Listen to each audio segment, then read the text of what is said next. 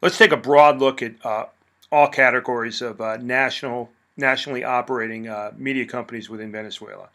You can see from the chart there. There's multiple television networks, a few national level radio networks, and multiple newspapers and magazines that operate within Venezuela.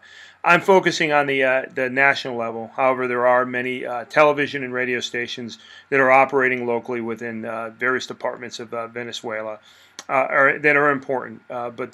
I'm focusing in this brief on the national level media institutions, particularly because of the impact that they have. Mobile phone use and the internet is widespread throughout Venezuela, and it's extremely important too, especially in light of recent events. I'll talk about those on a later slide. There's a broad mix overall of government and privately owned news media in Venezuela. It's also important to note that freedom of speech and the press are enshrined within the Venezuelan Constitution. However, the government is very skillful at using laws to artfully limit the expression of dissent or criticism of the government, even in reporting.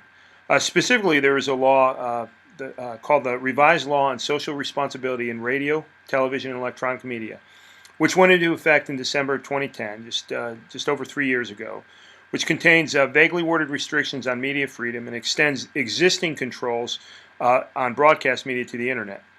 Specifically, this legislation bans messages that incite or promote hatred, foment citizens' anxiety, or alter public order, disrespect authorities, encourage assassination, or constitute war propaganda.